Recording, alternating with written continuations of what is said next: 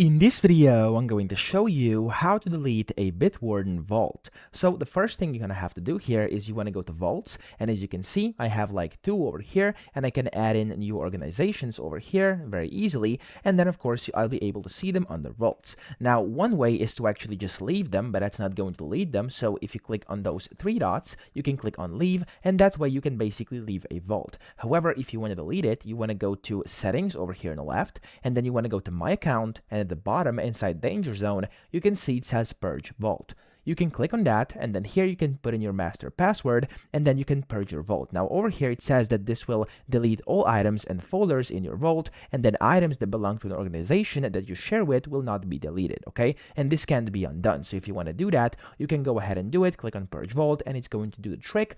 Or you could also delete the entire thing together with your account by clicking delete account over here, typing in your master password and clicking delete account. But this will basically delete your account, all your vault data and everything, and then this cannot be undone. It's permanent. So if you want to do that, you can do that in here as well. So those are the ways. I hope this video helped you out. If it did, please subscribe to the channel and help me out as well.